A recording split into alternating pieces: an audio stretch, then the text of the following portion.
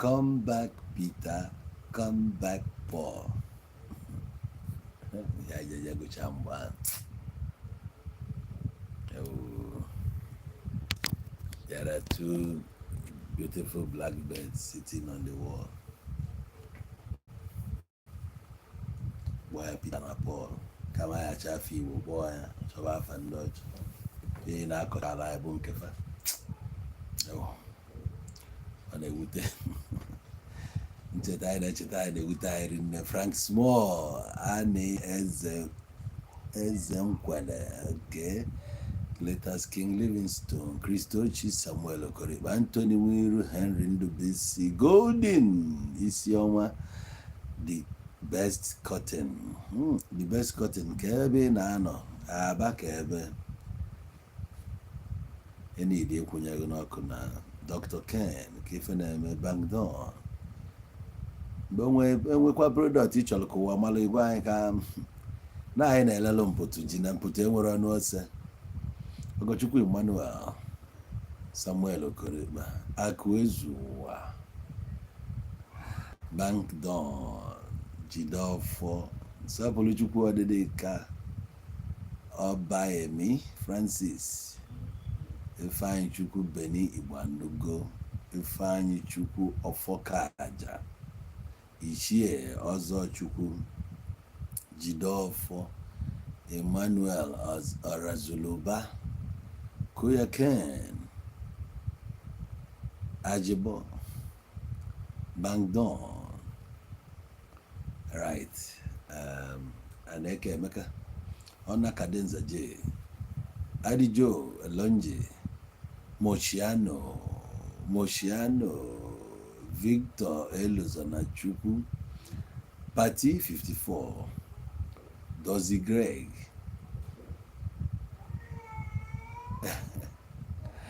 I could know if I got a theater out 10 minutes. Come for another topic. So you have to go to carry on a level. Hey, Neduvitas, Obukara Chibeze, Adijo. So, what a video. iPhone. I get discuss that video immediately after this one. But I got a normal video. Onye boat. Wetelu mmadụ ife nya ọdalụ boat abịa. Park ya. Iwe debe arụ na-ewe senator na-ebe a member of House of Rep. Na ịma abịa ibulu ife gị na onye the driver ga-ebutelu asị who now na onye wee magide driver ọla maa ya ụla ugboro ịtọ. Driver si ya nwa ka ọ gbara ụla ugboro ịtọ si ya na ugbo igbo mana nke ịtọ na-akwado ịbịa. O bụ ụzọ threaten agwa ya na ya ga-emenwu disappear na from this Nigeria na nwa ya ga-afụ ya ege ya nwa ya ga-emenwu. O kwuru so many things cha. Okwu dị humiliating. So that thing na this topic I bịa onwe ekwu ife dị iche ka anyị wee ghọta ụdị ndị anyị bụ. Anyị dịzi uncultured, unmannered. Agwa m na achọbụ ihe mebili anyị etuji aka na colonialism. Ọbịbịa ndị ọcha bịalụba anyị ife o mebili ebe a dị SS. Ife o mebili dị SS na enwerozi conscience. Ife niile fa butere ebe a bụ ife ga-eme gị ka ị na-eme omume like gee ntị ọfụma.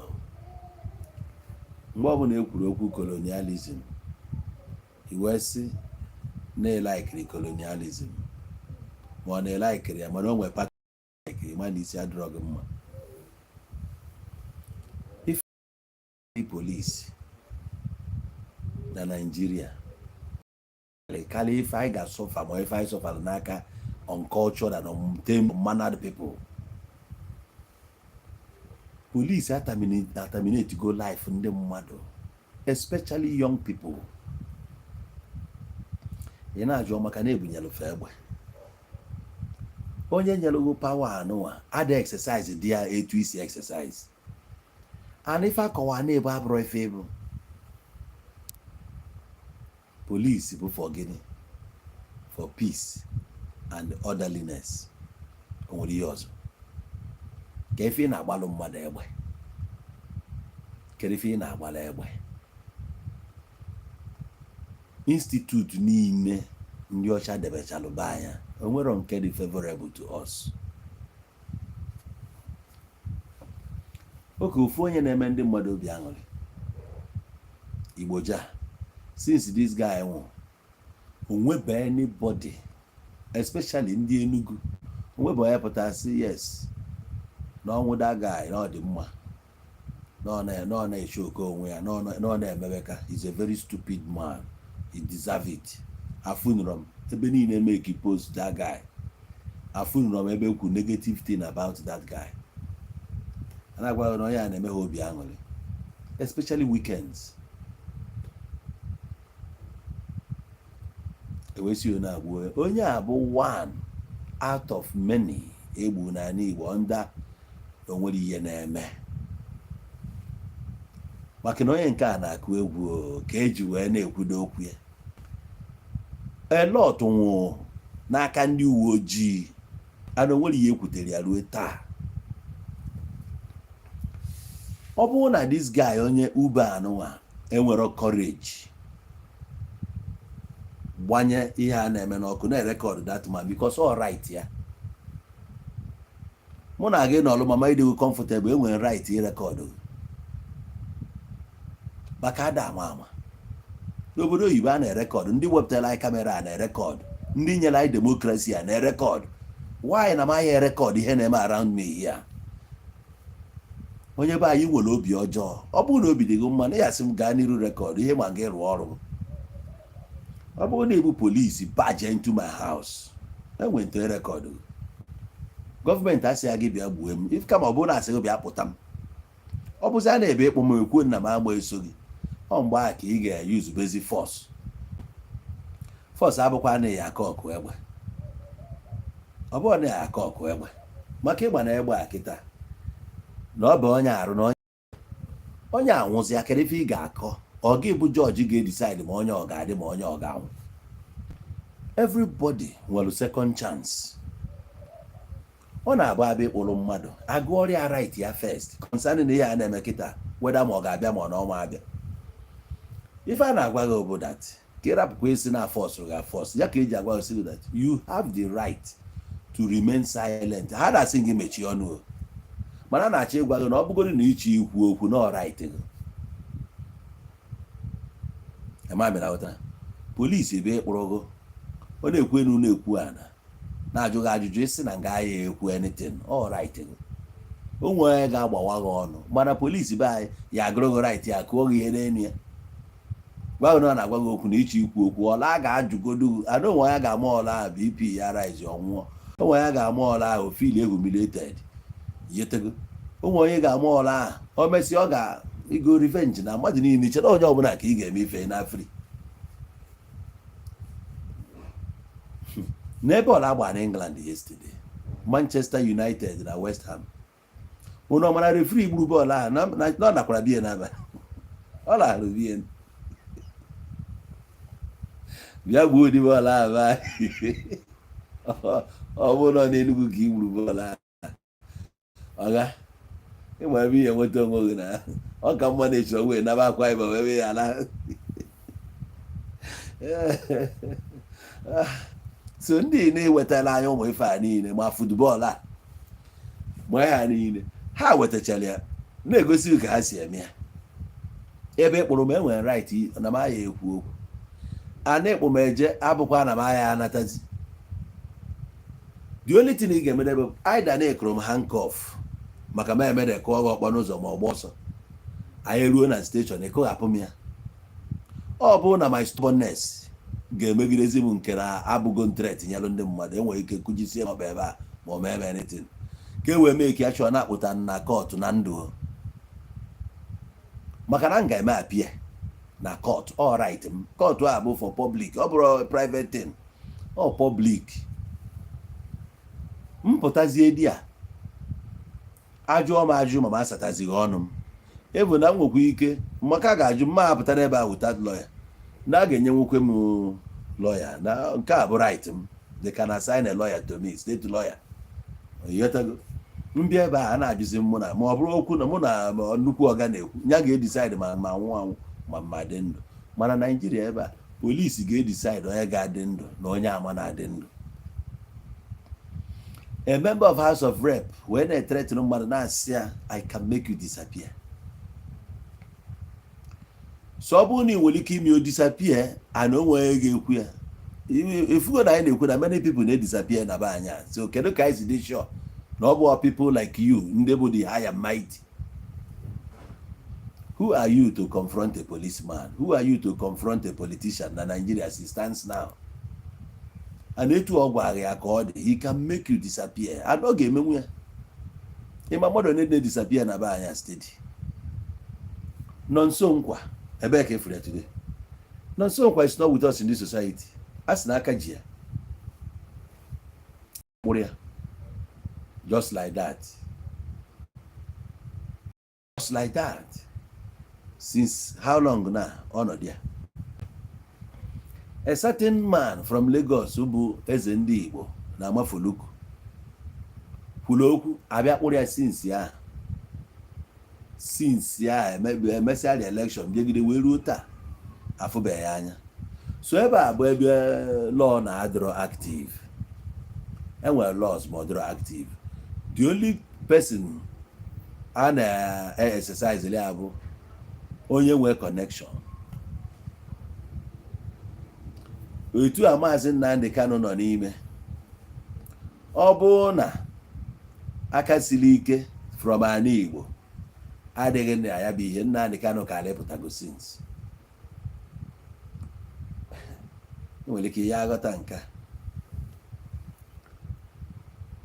oke nọ n'ụlọ gwalụ nke nọ n'ọhịa na azụ na ngịga ekwuo ya kwuo ya n'ukwuo ya na Nigerian Igbo politicians so na ndị ji ọnya an individual aya ewere ugwu jedebe ebe ni ana aka ọ dị aikọ etu Ebuka Obi si wee kwụrụ Ijele last time like play Ijele atọgokwa di ahụ ruo taa mụ na gị nọ onye akpụrụ na March 20 jee ruo taa esi Abuja buru ya bute ya Lagos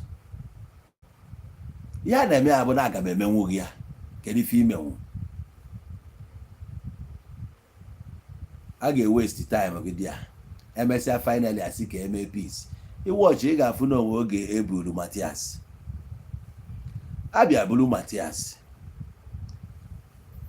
n'ọkụ akwa decide ya dị tin ekpe anya nke aha and onye ọbụla agbado anya mebi ihe ka mebi mana ọ bụ nke bịa buru m jedebe m na-waste my time enwere ike mụ efiluo na ọ ga-emenwu m ya ka iji emefa mana nsogbu adịrọ na emesịa na ana nwoke si ga-emesịa ma ọ nwoke si gị n'oyawa ikwesịrị ịma na after show na casting ịma ihe o bu n'obi o nwere ike ọjọọ na-akpara ahụ nkata ka ọ wee gwakwa gị na ya ga-etake quiver na-akpọ pound of flesh adama. Nigeria bụ obodo bụ na everything dị upside down. A na-egbu mmadụ ebe a steady mmadụ na-efu n'ala Igbo steady mana onye ga-ekwu ajọ ọgụ ma iji evidence ijidegodo evidence ọ bụrụ na ọgụ nwaji evidence egbuo oge overnight amafuzighị again alụ na-eme na be anyị and the worst bụ na ndị na-akọmiti ya bụ ndị na-enegala anya na famụ emenwe ụdị fama n'elu polisi onye nke a dị attached to anti-cult okwu onye Igbo kwa ọ dị attached to anti-cult. Now onye anwụọna ịgbalụ mmadụ anya gbagbuo onye ahụ ọ nwụrụ ife anyị na-anụ bụ na ụfọdụ si na accidental discharge a na-aka akụkọ ekwesịrị ị na-enwe ife a na-akpọ accidental discharge. Ọ bụrụ na enwe accidental discharge ịdị ọzọ professional. Yes, o nwere accident na-adị avoidable as long as human life dị involved. Ihe gọọmenti na-try bụ to protect our lives. That's why na ịmanye ụdọ ka igbuo onwe a still emeghe arrest ma enweta gị na ndụ. Actually protect life achọghị ka ị were ya life a dị precious gọọmenti maara ihe omeni gọọmenti akpọrọzie egwu megwu polisi na-egbu mmadụ ọ bụ abụzi egwu prezidenti mmadụ ya afọzikwa n'ụwa nka enyego gị training before a na-ebunye gị egbe so ebilivu na onwe ụdị provocation ga-eme gị ka ịgba egba except ma ọ bụzi na life gị adịgo threatened now ka ị nwere ike ịdọcha egbe ọha onye na-eburu egbe ị na-agba egbe ihe a na-eme na Bai steeti eji maka 100 naira gbuo mmadụ na keke na Asaba ebe a ege anyị ngochalụ iPhone nji wee melụ madam ma enweghị what immediately m pụrụ naba South Africa one day ka m nọ mfụ ka ndị keke niile ju na police headquarters ọ bụrụ ha na-eme protest na-agbagbu one guy na-azụ afịa na Asaba ebe a na-ele phones for ego 100 naira ka 1000 naira ka eji waste life mmadụ etu a ka esi agbagbusi ndị mmadụ n'ụzọ because of ego one inyela onye ego inyeli ego debe kedu ihe na tax ya gọọmenti ọ ya sị na fa mara ife ndị polisi na-alụ n'ụzọ ọrụ ndị polisi na-alụ abụrụ ife edinye fa alụ ọkafa na-alụ ọ bụzie na ọga na-edinye a na-akpọ okwu afọ okwu a na-eje n'ebe ọga nọ ka ọ ga malụ na ndị a na o nwere ihe ada azụfa azụ fadi uncultured etu fa si atọchọdụ mmadụ etu esi disgrace mmadụ agwago m ndị polisi okwu anyị ma ndị bụ ndị ori na be anyị gị nwa bụ polisi ịma onye bụ onye ori ọ ga cool down we don't need to wear that uniform to gwa gị na onye a bụ onye ori unu chọọ ịlụ ọrụ unu na metụta unu ka unu ji arụ ọrụ ọsọkwa onye ori nọrọ na village ma nwe ya unu na-ejeje kpọpụta ya dị ya all of you bụ polisi ma onye ori unu ma ndị bụ criminal ọga na adịghị iche we all grew up in this society anyị gara akwụkwọ na the same school anyị maara onwe anyị mgbe anyị bifo iburu polisi ịmakwa ndị bụ ndị ori anyị makwa onye si ebe a jee gbaa mbọ na abroad nataghị ya ife ọbụla o medị omegi ebe a ọ gbasa ọ bụla ọchị ime ebe a ọ ga-anọ ebe a na o megi ebe na ure ndụ ya nata kụpụrụ ya ewunye anya ọkụ dị moto ọ na-agba ka efi na-etinyere ya anya iso na society ama na anyị bụ stubborn people already ime ma ọfụma onye Igbo abụọ onye Igbo as a stingy person nọ na ọ dịrị ọrụ onye Igbo n'aka otu ndị ekwechiri n'ụzọ dị mean ọnwa onye na-adịrị mean Naijiria adịrọ mma ọ bụrụ anyị nwa mebiri ya ndị na-eje emezi saa bụ ndị na-emebi obodo a onwe bụ ụmụazị kedu ihe a ka emegide mgbe SARS nọ hia SARS gbugidere ndị mmadụ gbugide na ndị agbajiri ọkpa na ihe ndị a niile is uncalled for ị na-eme ya nọ ka imenyere Naijiria n'elu Naijiria ị na-emenyere ebe ị na-eme ka imete Naijiria mma mmadụ one ka i west go ụfọdụ ndị polisi nọ na ngata maka overacting kedu ife ị na-atịlị gwa o jidere gị izi ịgba mmadụ egbe ife ị na-agba cheta ọkwa life ka ị na-achọ iwepụ this life is not coming back oge mgbago South Africa ọfụ na ebe polisi gbaa mmadụ egbe onye ahada anwụ eburu ya jekwa n'ụlọ ọgwụ a na-ewepụtakwa datin maka ọ bụ ayọn ọ rọba bullet ka a na-agba mana be anyị bụ unu bụsi AK-47 ike obi kpọpee ya na onye na-enwere ihe ome just no provoke na okwere enyeghị respect this that ebu God e ga-eji na-enyeghị respect nwa did you respect yourself gụọrọ iwu ọ dalụ onye a debezi arụ na okwu ya ekwu okwukwu na-ekwu aha nkọf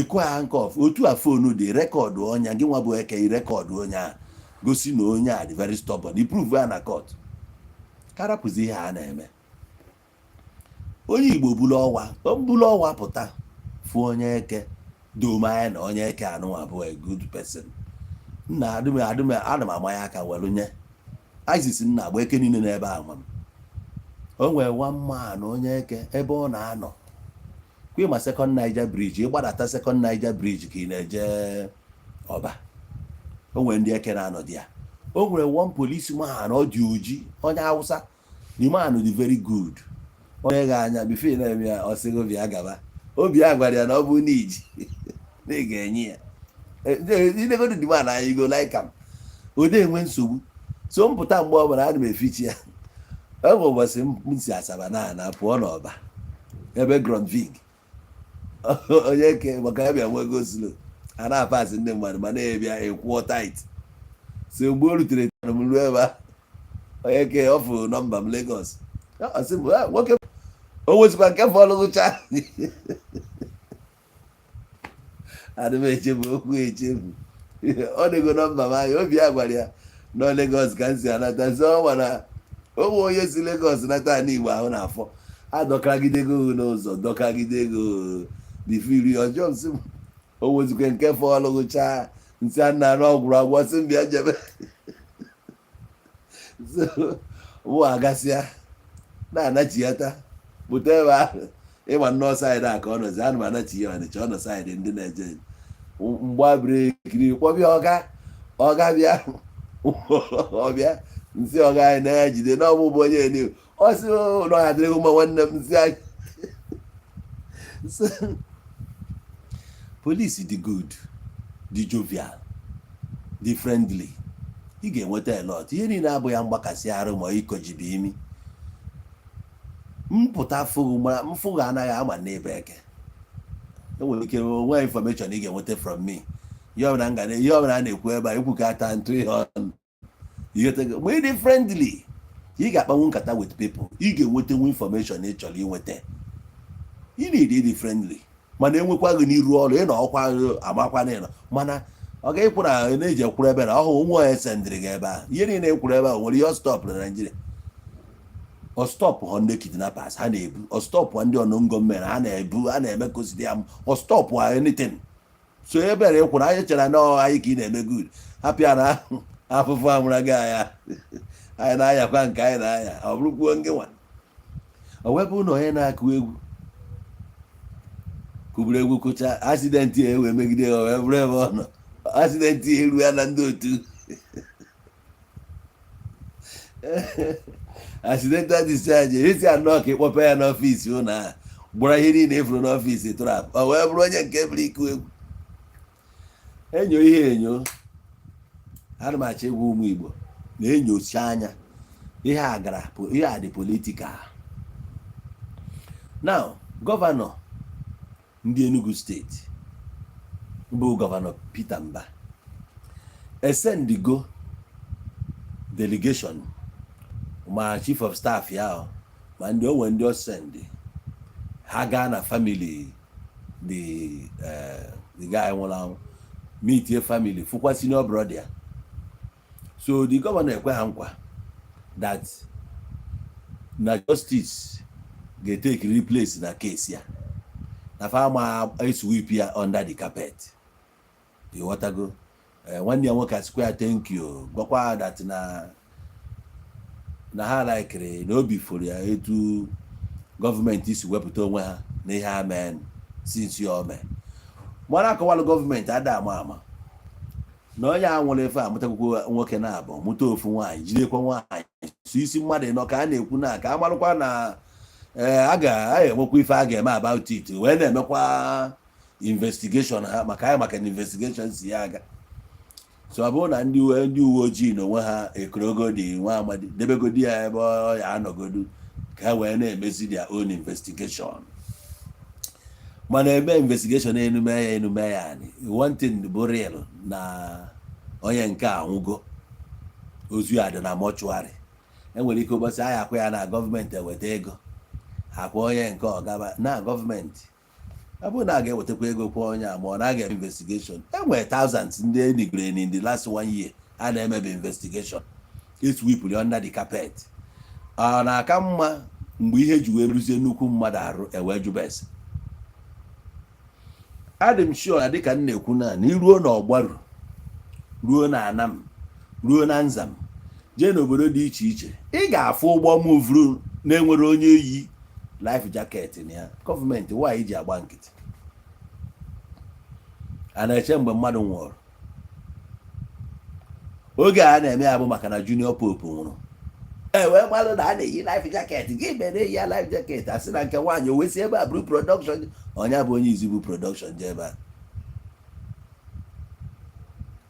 ebe gọọmenti kwesịrị itinye anya dị ya o mezie na side onye ji ego ma an influential person gọọmenti act ya ka ọ bụrụ na ha na-arụ ọrụ. The same way ị ga-afụ ofu obere nwa ga-art ya one thing ebughị ya na social media, ndị ji ego amasịtasịa ebia visit enyebe scholarship, efu onye ya sị gị na ya azụ ya primary secondary na university, onye a na-ata ncha na-ekwugheri ihe jee na village ya n'ebe na-egbu jee ka efu ndị agha enye scholarship, ọ ya enye nọ nke agbanyere n'ọkụ amapụta eye service. Ọ bụrụ na ị na-anya ka politiks dị n'ala Igbo si wee dị,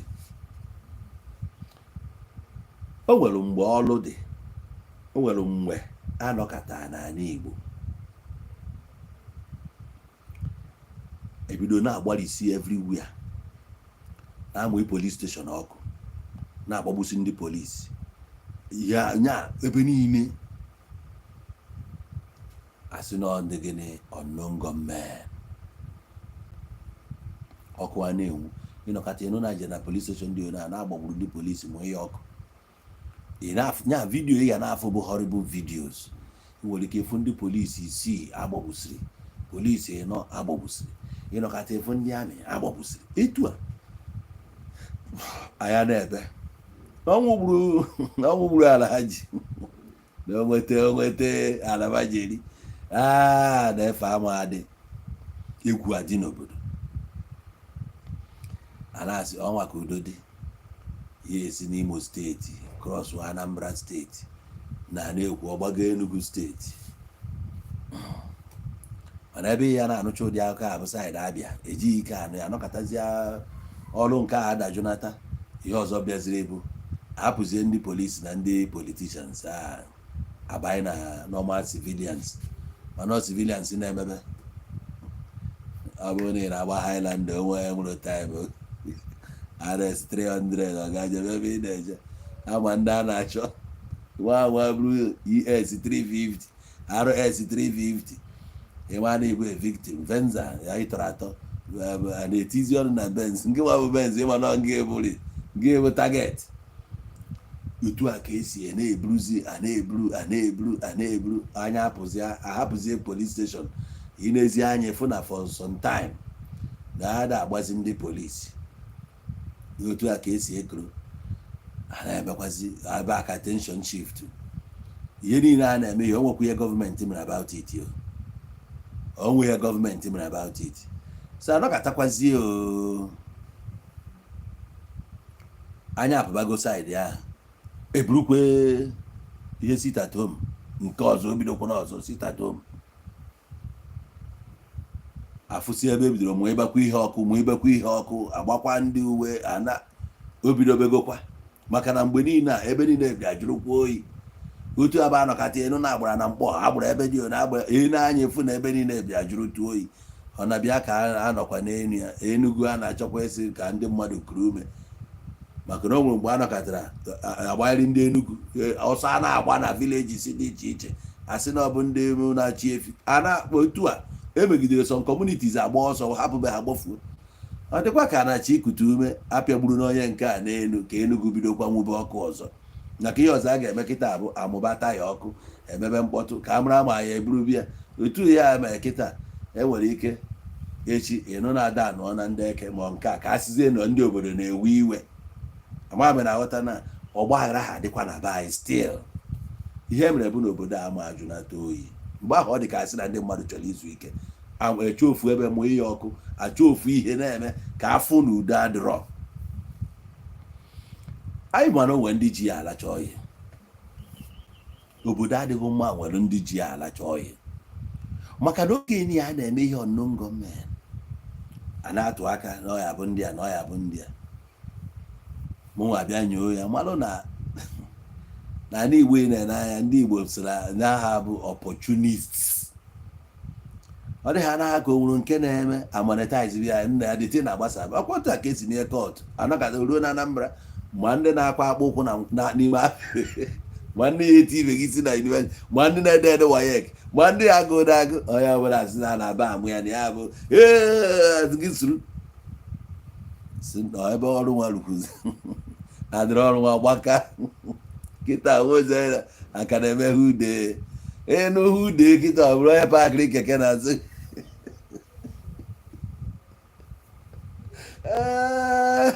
ndị be anyị maka esi emebi ọrụ maka ji ka nna agaghị na-ekwe ọrụ edozichara nnọọ dozie bife ị na-emechazi hude ehi ya ihe ọzọ ya n'oge ugoziu ndị be anyị na-emebi ọrụ casted people ana ịgbakwa mgbe edebere onye ugozi mgbe a ihe amara ihe egoro na wee mee ugozi ịpụta n'isi ọka abụkwa eke ọka nọ n'isi unizik ọka onye ka asị na asi gbarịa m nke nwakwanụ foto nke nwakwanụ nekede nke nwakwanụ imt ị na-anụsị afa ihe abụ ame market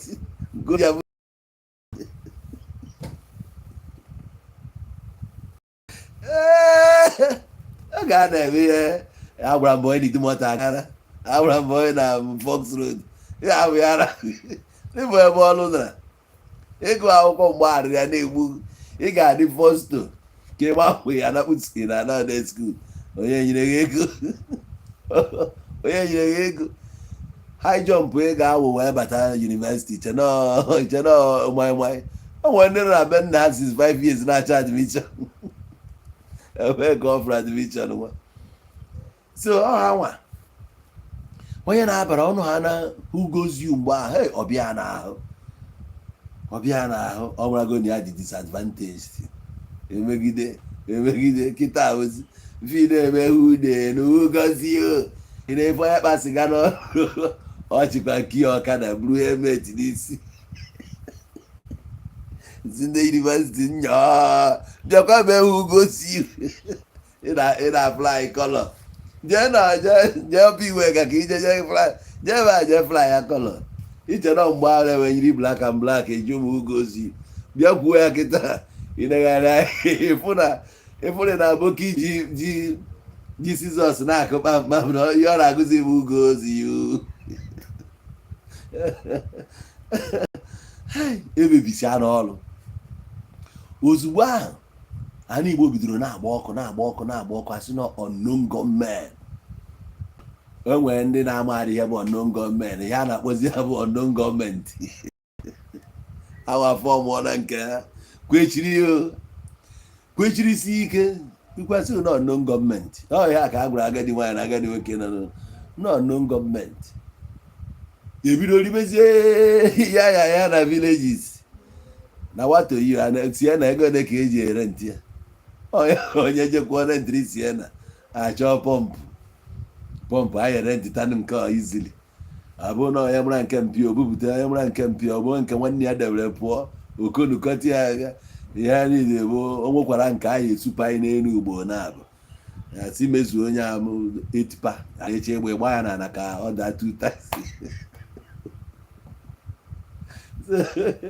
omen achọ ndị obi kara anụ nwere obi gaghịsi adajube achọ ofu onye gbalisicha ya isi ma mkpụrụ mmiri ma kolos ọ nọrọ na stiarin ọ na-anyazi na-abịa ọ si ọfụ trela ọ ya chọ ịdị trela n'ihu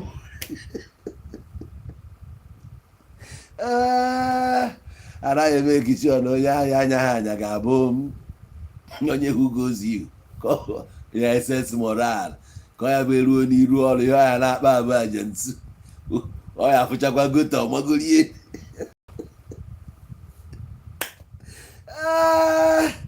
ọrụ nke ha egosigo na ihe abụ prọfeshọnal ihe ahụ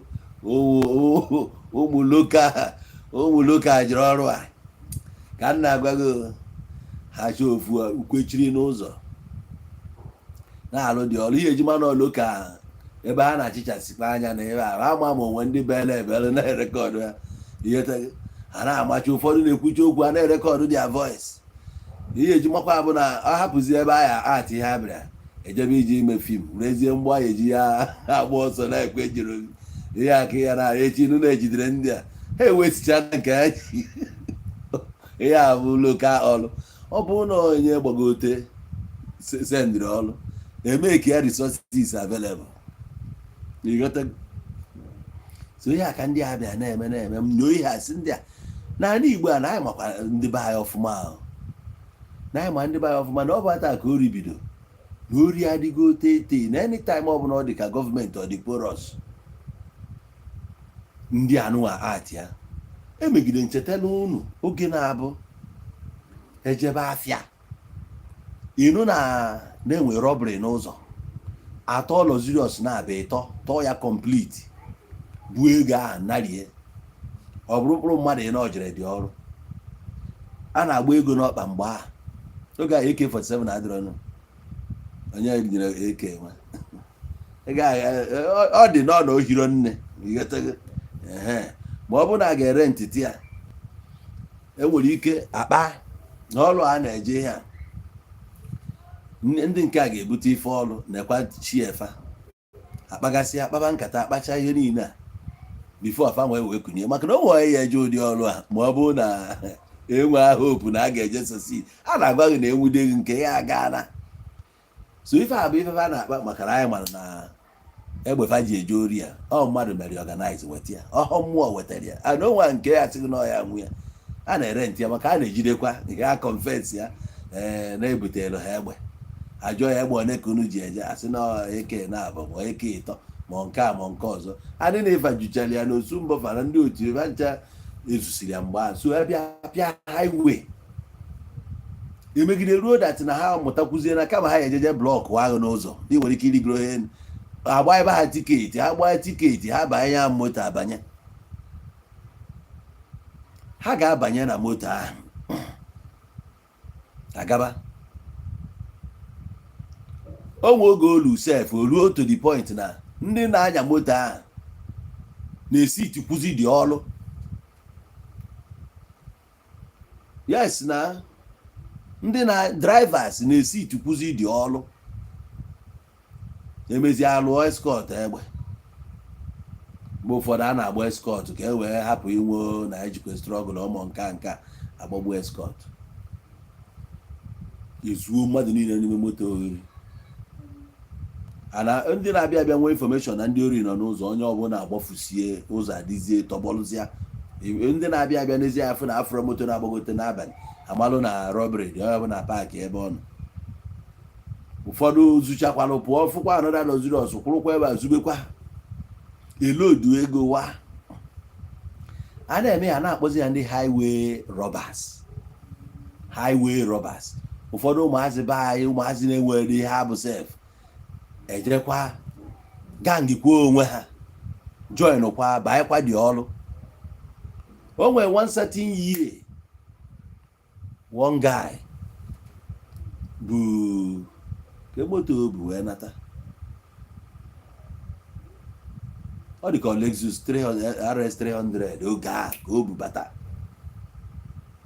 wee na-ekwogharị na-eri ego nje amụọ this boy one day ebe a na-aṅụ nkwụ nne diga ya anya na ọ bụ na mbụ eke ihe nkara iri ndị mmadụ nne diga ya anya sef obi m na-agwa m na onye a ezubego ori diga ya abata ozugbo nnọọ na-eme ihe ego o mesịkwa ewere eke bịa rie ya nne na-eseti fa mgbe ahụ oge a na-agwa gị onye a sef ewe 21 years sef efu seti na-ejezi ọrụ mgbe ahụ ihe niile abụ na a na-apịa highway so ọ bịazie dizie too much enwere nke nọ na teaching hospital Nnewi I guess that was 2001 anyị na ebe a n'abalị ozi abịa asị na ndị a na-arụ ọbụ n'ụzọ nna gwa 2001 asị na-arụ ọbụ n'ụzọ anyị ka nọkwa na teaching hospital n'abalị ahụ nna na-aga ozu ọnụ ọ bụrụ na 2 loaded buses na luxurious buses 2 fully loaded before ha na-eru ọba agbarisie na fancha niile gbawasịcha pịarisie onye ọbụla buru ego niile ahụ wa ọbala echienu na ebukọlụ ndị a niile butefa na teaching hospital ozu akarịa nya esiwo na akirikata ozu ebe niile a na-esi ọbara nna eze mgbe ụfọdụ nkiricha life ike agwụ m men ife abụ men na-azụ afịa na nkwọ Nnewi o basi night bus ebe a na-eje afịa ụmụazị egoro ha n'elu gbagbusie onye ọbụla bukọla ego ndị mere escape no reach 10 oge ahụ ichema onwe particular gang na onwezi ife abụ na the next person to you nwere ike ịbụrụ one of them but ịma amarọ etu o si dị n'ala Igbo mgbe ahụ crime ahụ dịgide wee lukwe na this era anọ kịta na your best man gịnị a na-ayị eje eri nwere ike ịbụ onye mburu ma nga amana n'obuba agha bụ na edi Lucky n'aka ya o nwere ike na-echeta etu gịnị ya dị bata o ji kụpụrụ amazi ebe onye n'ọkwazi na anọkọtazi ụfọdụ obodo dị iche iche ife some events a na-emezi n'elu idito ka amalụ na-efe aka onye a na-alụ ka amalụ na-efe aka onye ọ bụrụ onye ị na-eme respect na ndụ a na ọ ga na-ebi ụdị ndụ a na ọfanwa bụ ndị bụ n'obodo anyị adịrọ mma na ị nwere ike ije na-atụ aka na-eche na ebe dị ona the next person to you quest for money aka nyisi gị na ihe a na-eme kịta iwu megidekwe ruo ifu na ọnọkpa gọọmenti ka ọ da bikos n'ife gọọmenti kwesịrị ime ka ha na-emenwuro one bụ na gọọmenti kwesịrị godi provide ndị mmadụ ife a ga na-abụ ọ dia duty n'ụwa niile gbaa gburugburu as long as ọ bụ gọọmenti ọga gọọmenti na you go provide the job ọ bụrụ na ọ bụrụ then ịma na inwe right over this person ị ga-asị na gọọmenti asị na ọma na nnọ you know say I can go to bank unless my water my kiva na-akpọ ya VPN BVN aga m enwe bank verification number and aga m ewetarịrị national identity NIN number so identity a gosi na ama onye mbụ a na-enwe nọmba ka ị eji track m even phone m na-use register kwa register iji kwuo everything about me na bank ya afa m odidi ya everything about me iji ya so ị mara m nọ ị na-agụ m as one of your citizens but you cannot provide for me ị ga-enye m ọrụ a ga-enwerịrị ọrụ gọọmenti ga-enye m mmanụ alụ except when I'm decide ka m gaa the private way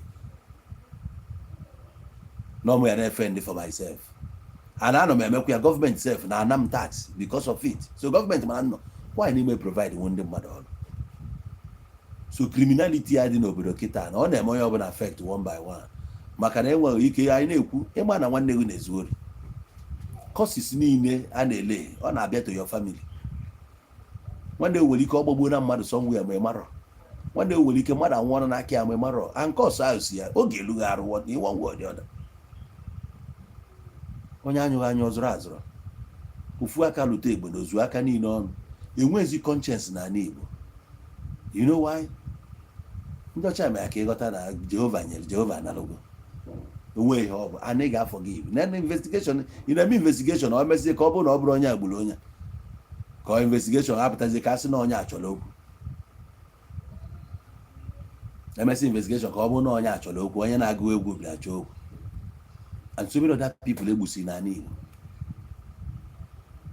otu aka esi kọ dị akụkọ ịnwụọ abụna ịnwụọ mana first of all mụ na gị kwesịrị ịma before enwe anything like Nigeria na ndụ before enwe anything enwere ife a na-akpọ morals anything gọọmenti adịghị enwe ine politics all gọọmenti setịra up ihe ndị ọcha colonialism ifu na onwe ezigbo ihe dị ya in politics onwe nke dị honest nekene just na-ebu a common member of House of Rep mụnwa na-achọ dị ịma ma ịdị ndụ ma ọ na-eduro because being a member of House of Rep doesn't put food on my table. The policies who na-eme is not suitable, they favor the common man, so we don't even know need to exist. All the money ekwesị na-abịa wee unu nodosiri ike constituency project unu na-ewere ya lenyele onwe slot ruru ndị ụmụnze federal gịnị the other time eled na Lagos abịachisie the thing ga ya anụ ya so many things na-eme bụ ebe anyị kwesịrị isi wee eli anya dị elite so we don't care who you are. You want respect for the people that elected you and you are expecting to have respect in return. Respect is earned. You must earn it. Imagine you. How old are you? You know, a claim that you can make one disappear and reappear. As who? Who are you? A member of House of Rep, my foot. Look at Onye Nkakwa. Who knows need may exist? When you change life here, who they feed?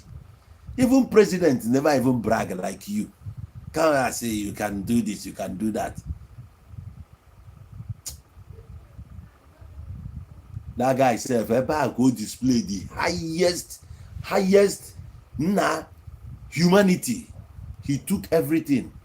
Oh, you too like Christianity but a Christian. That virtue display there.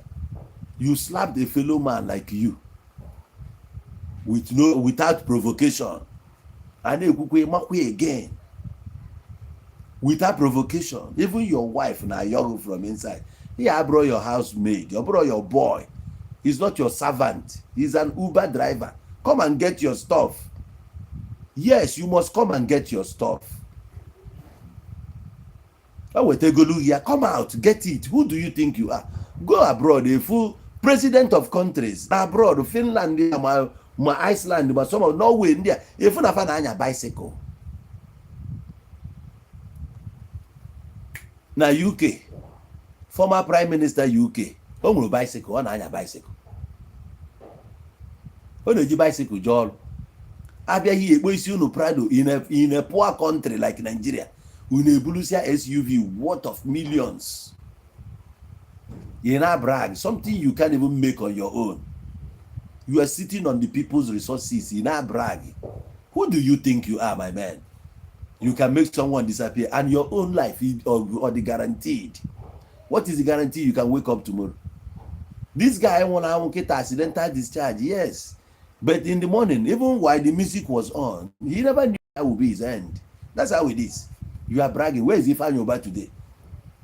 Where is Ifanyoba today? Ifanyoba is no more with us. What was he here? Many have come and gone. You know, never bragging. This and that. He's the lucky in all Nigeria. They are South Africa making such comment now. No, come here. Come to South Africa. Tell somebody you make it disappear. Come. Igbo a member of Rep. Who are you representing? Let's go to the constituency where you represent. Shameless things. They talk anyhow.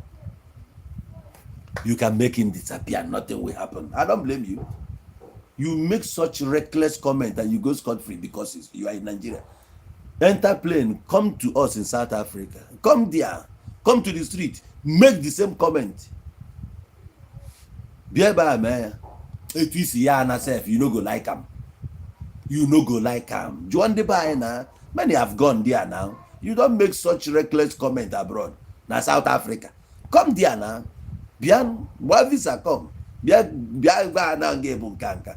was a time one governor called yes, one governor Bian where be my address in the Igbo. Na Joburg, na Bramfontein.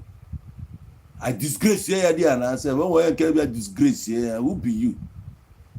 Who be you? You just want and they like democracy if you don't brag. No. You don't brag. Can you not brag? You can't feel name. You were by work you begin on your boat. On your man credentials again yourself. On your cake. In intelligence, on your go see no can. In education, this same Uber driver is better than you in terms of education because we know educated people through their character. You were Romanas. Makena check if I will knock. Imagine. The good kids are going to keep go. When you are Uber driver, how about you? My meaning of Uber. Uber wait till you are warrior. You just want abroad kita robot to Nigeria and the modern. Oh wait till you are warrior.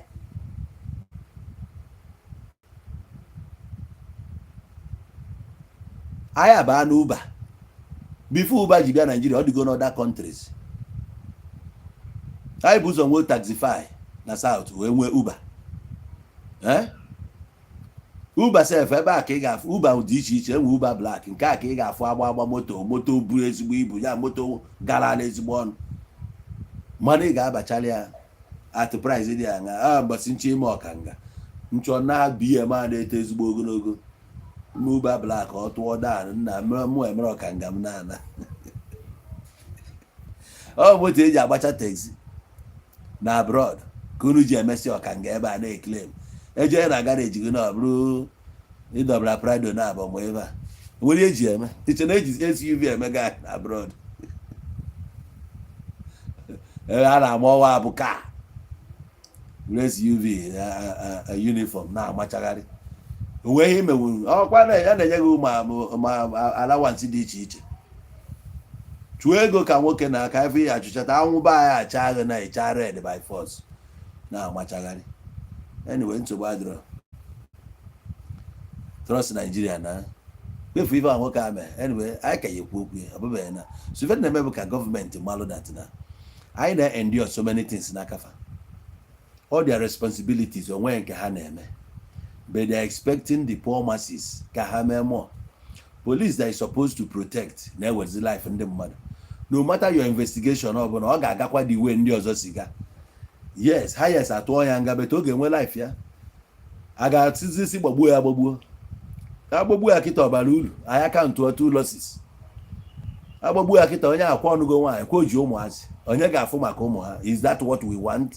ife a chọrọ bụ onye bili ibe ya bili egbe belu ugo belu ife a si enforce the law mana agwa no ị ga-eme ya in order make sure na peace and order dị ị na-eme accidental discharge mgbọrọ na-eme accidental discharge mgbe one ka a ga-agba ọbụla accidental discharge a na-eme accidental discharge ka anyị na-eche na investigation emesizi investigation anyị na-follow up ka anyị malife anyị asị anyị nọ ife onye nke a melụ eji wee gbuo ya and enwere a lot of families na Igbo ndị esi anọ n'irufa gbuo ụmụfa ma ndị agbagbo ụmụnne fa ma ndị egbu their husbands just like that aka akụkọ bakwara anya ọgụ maka mmadụ dị ọdago ọ na-aka mma na before polisi aka ejebe ebe a ha ga-amazi n'ife emegidezi ichigide warning abroad a na-eticha polisi ihe yes na efe ya na-akụ ihe na-atụ ya okwute ọ gbachite nkịtị ihe niile a dị n'ọrụ ha osi iku na-eburu moto unu naba unu lụzie di a unu enye rịpọt ihe meenụ ọkwa ga nọ na steshọn ga-agbazi unu na unu need si ikpo ekwu unu ma ọ nọ n'iru ọrụ ebe a demand ya for backup ana onye ga na-akpọ backup a bụ ọ ga kwata ọ bụ ngị nwa ọ ga-akpọ unu jee ọrụ ka ọ dị ele ịkpọ steshọn si weta backup ma ọkwa ya nwasị unu ka anyị wagodu from here unu awaba from that place unu ruzie na station enwe station commander ọ bụ na ụdị nke ya DPO ma ọkwa na onye si unu ọda ife unu ga-eme mana nke a bụ ọrụ unu na-alụ bụ casting anyị mere agbapa na egbe ihe ọbụla na-abụ ike mgbe ụfọdụ onye nwakpụrụ onwe ya polisi oyiho uniform and o ji anyway to identify himself n'oyi fully well n'obodo anyị kịta nwee ka ọ dị anybody can claim police okwe nwere ndị jeje buru ndị mmadụ ijireje mee kidnapping nke a mere na side be anyị abịa bukọrọ ndị mmadụ a ihe na-eburu onwe bụ ndị afụrụ ụmụazị na-emere onwe ha birthday ụmụazị na-eme birthday ndị abịa si na ha bụ ndị uwe echekwa na ndị uwe eziokwu na-abịa kpụrụsịa mmadụ pikiri mmadụ tii na tie na o ije ebe a jụ asị na ama ndị na-ekwu ije ebe ama ndị na-ekwu amazi ndị bụ ndị ife a mee mụnwa ebu m nwa m na-ana skuul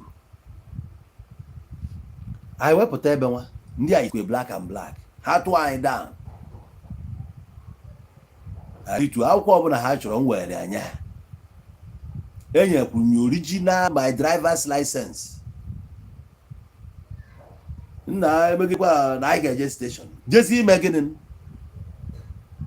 na-ekwu ndị atọ nọ ka anyị pụba esolu bụ ndị a o ji ma original destin ka anyị na-agazi ruutu a na-agbazi obi m agwago m na abụ m nwa iyo na mụnwa na-anya ebe ndị a na-eje mụnwa wee claim na moto m emebie na mgba breki ebe a gbaisikwa my headlamp on gbaa hazard na-ebuli ya na-asị ha kwụsịnụ na moto m mebiri emebi agba m nkịtị na-aga na-asị ha stop ha agba m nkịtị na-aga until ka m chụrụ ha because of that driver license ndị a agabazia n'ọnwa obere mgbe ọkada chụrụ ndị agaba ọkada eru m agakọtazie m afọ ozi m ndị nwa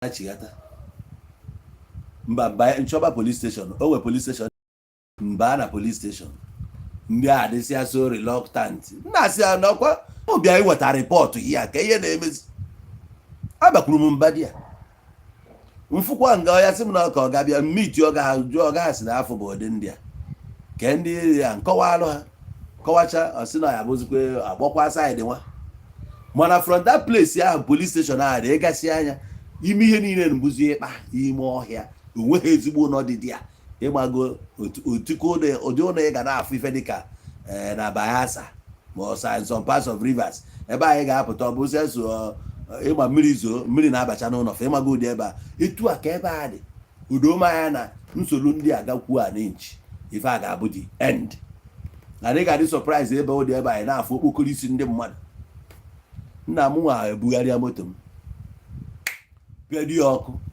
buru nwa na skuul ruo di ya jekwa na police station dị ebe a ka njejere ha sị m na ebe a nwa na ọ bụ jurisdiction ha ji webụrụ ebe even na-ekwuzi ebe ha ji my document ka m mesi ya anya moto without driver license without documents wee na ana mmakwa na m nwekwa ike ya nkanta ndị eke n'ụzọ nna m bịa gbakọọ ya nsi nwunye m emefe m na anyị ga-ana mana anyị aga ozu ọnụ n'ụzọ oge a ọbụla South Africa gbagotego n'isi anwụrụ niile nse na South emere nyi vogue ancha niile isi ma na-enwuzi ọkụ vum vum ihe kwuru na polisi ọbụla nochiri m ụzọ na edere ya arapịrị onwe ya kwutere njiri m obukwuru ya ị na-anụ njiri m ya ahụ n'ebe a nchenjiri gị ya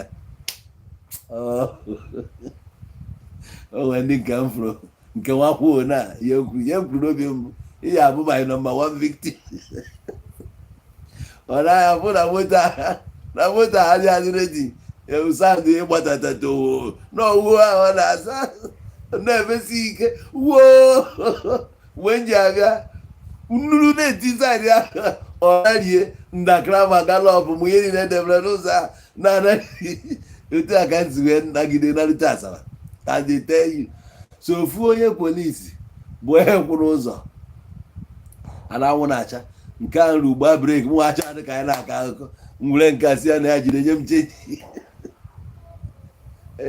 enya 500 nye m chenji ọ sị maka nsị anya m chenji nwoke m onye 200 mụ ha na-anarị anarị nagide narịta asara wee nọ nwaanyị jee mee nke ọfụ so ife njekwu na enwere ndị ga-apụta in the name na ha bụ polisi ma ha bụrụ polisi ọkwa ifuru ndị amị erikwere ụbọchị a ndị na-eme impersonation na-aga na ha bụ ndị amị ma ha bụ ndị amị anya fugo ndị polisi na-abụrụ ezigbo polisi akwa blak a na-ele na ego ọrụ akwa telos ka nkụ na agụdị ịchọ ndị ga-akwa ihe nke dị more original dan nke na-ebu nri ya akwa ya bụ ihu na ori ya na-arụ n'ala Igbo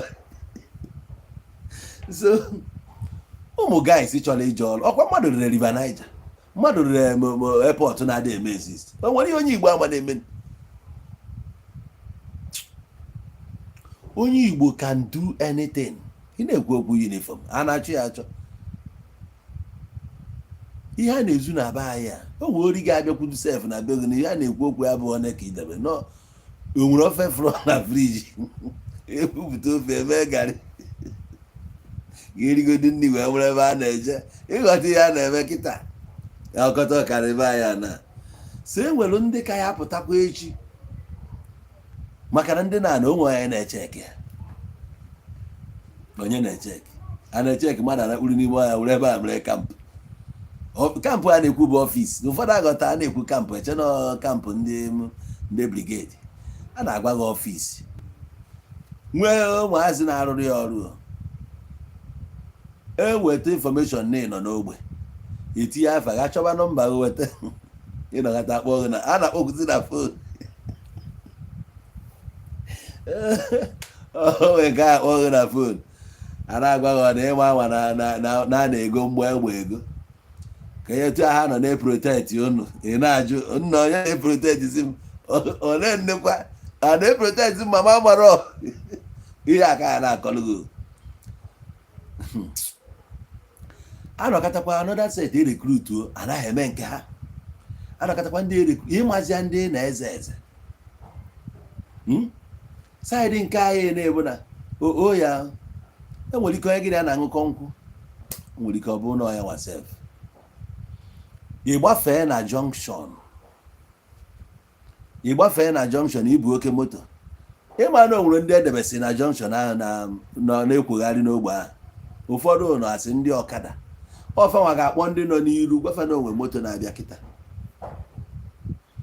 na onwe Benz na-abịa, no black, no red, no white.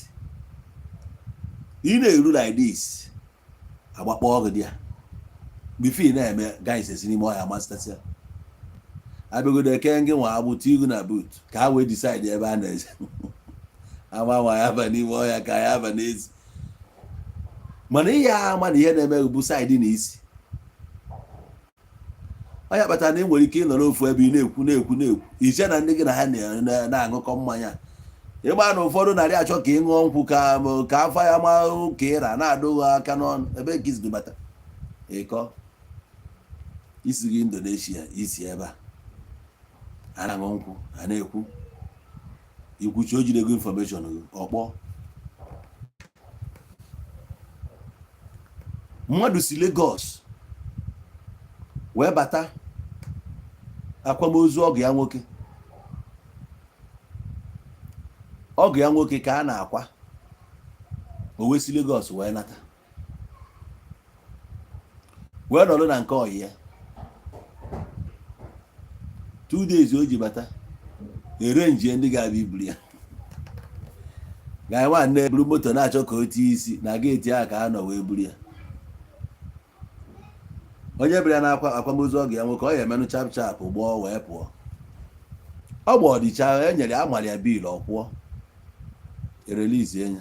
Onye bịara akwamozu ọgụ ya ị na-agwa nnọọ ka ya nata ụna in the next 5 years ana Igbo ka ya damụọ a na-eme ya ka ndị niile ọnụ n'okwu gbofusie ka hapụrụ ha ebe a ka ha na-eme ka o si dị mma. Ike keta orie, agụ na-eri agụ, mgbada na-eri mgbada, ihe niile na ebe a dị upside down, nwee nke na-arụ ọrụ maka na onwezu enwe conscience na ebe a ka njikwa na ha chọchara ka ihe esi wee destroy ego dị mmụọ nya ha destroy ya ihe enwenwe ike ịgba mgbanya ka eji wee nye ego religion, maka na religion bụ ihe ọbụla a gwara gị mee ka ị ga na-eme ide eme ya na ọ dị right kama na ị na-eme ya na-asị gị mee ya. Mana moral bụ na ị na-eme ihe dị right ọ bụrụ na mmadụ sị gị mee ya. Moral bụ ime ihe dị right abụrụ ife mmadụ sị gị mee. Religion bụ ime ihe mmadụ sị gị mee ọ bụrụ na ọ dị right. So ilu ekita na o nwere ife ikwesị ịkọndem ihe a kọndem ya maka na onye na-eluk up to akọndem ya. Onye na-achị gị na-achịta gị ọfụma ka ndị ụka gadala onwe ha tugeda mee protest na ọ ga-apụrịrị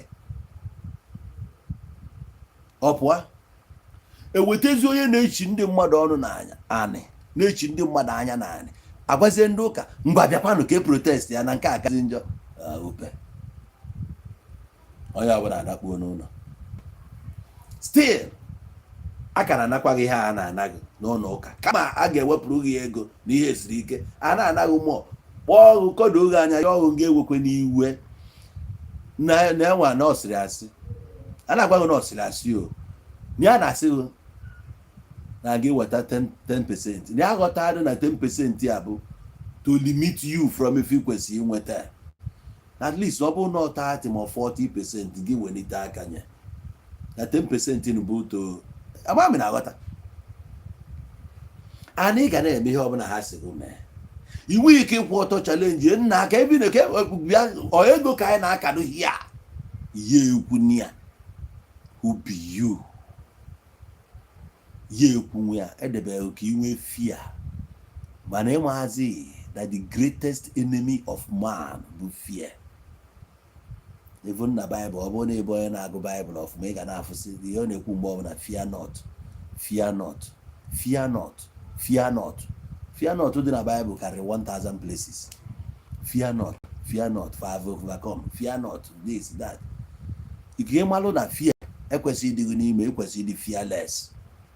O fear limitri mezie gị wee bụrụ ihe ịpụta mmadụ na-asị n'ime nke Jehova na onwe ya ga-ewesara gị iwe. What rubbish, what rubbish. Jehova na-echekwa na gị nwa na-ewesadịrị iwe.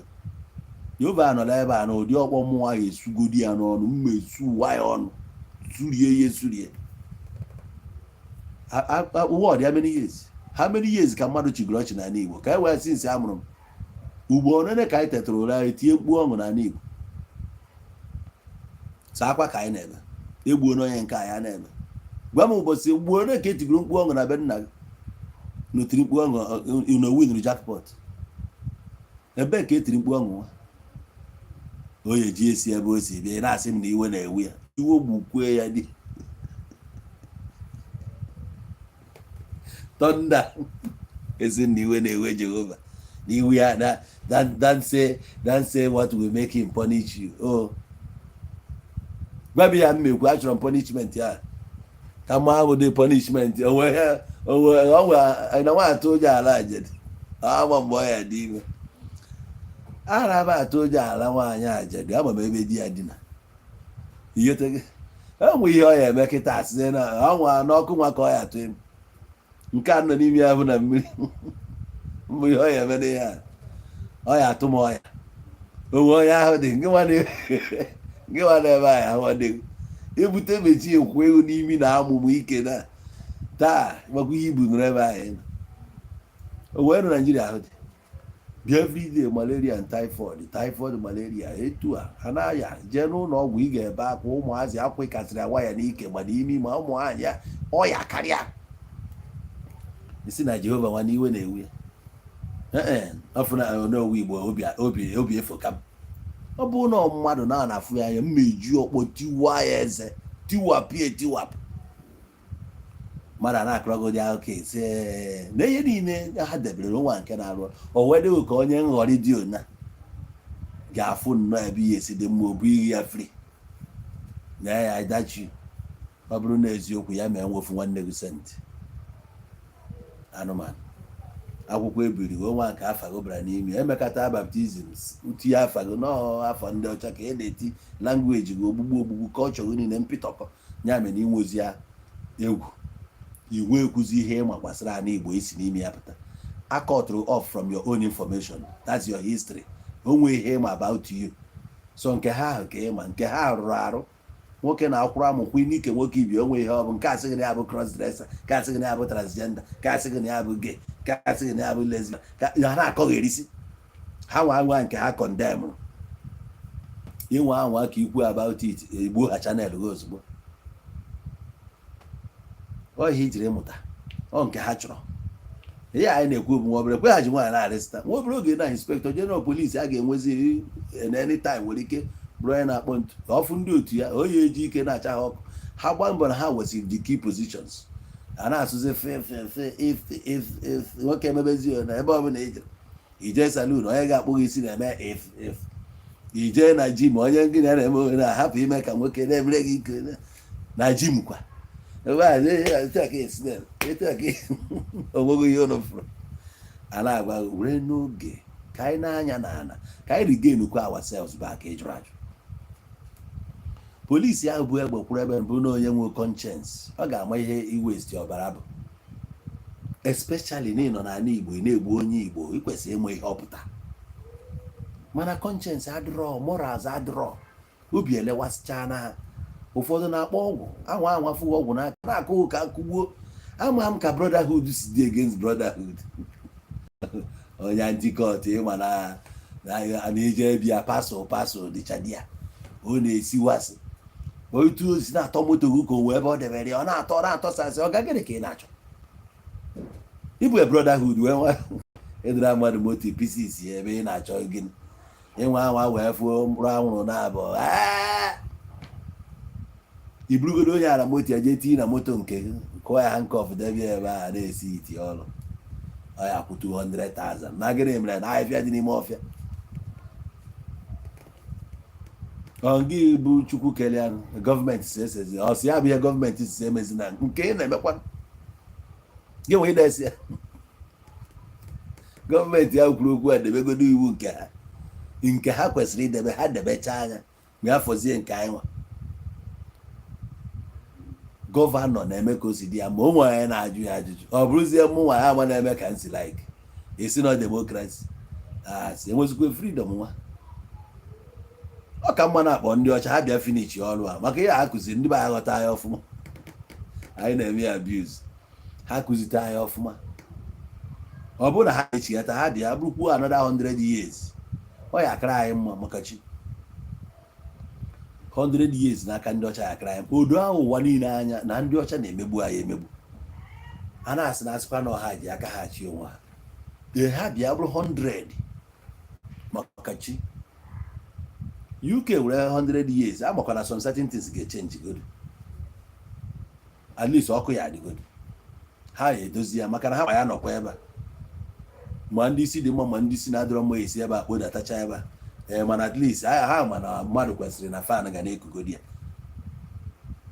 ha eti isi ụfọdụ ihe dị aṅa social services adịsịa na-arụ ọrụ mgbe aka ha dị ebe a post office na nna gị na-arụ na post ọkwa nnukwu mmadụ nna gị nweta nwe connection ile newspaper pimpọ ọ na ọfụma ihe civil servant ọ bụzi a na-ebe interpreter na court ọ ya bụ the next counselor otu ha si debechi ya mgbe ahụ ọ dị mma polisi na-akwanyere onwe ya ugwu mgbe ihe ya arụ na polisi gbagburu mmadụ onye bụghị ịgba mmadụ ebe polisi a na-agbagbu mmadụ enwezie ndị agha agbagbu kootu sentensị ya ruo ụbọchị ya ọ bụkwa abịaghị ozugbo agbaba a gara enyekwughị chansị o nwere ihe ị chọrọ ikwuru ịchọ osisi kpọọlụ gị nne gị akpọ nne gị onwe ihe ya agwa egwu ọ bụrụ nna gị akpọ nna gị ighọtago edozie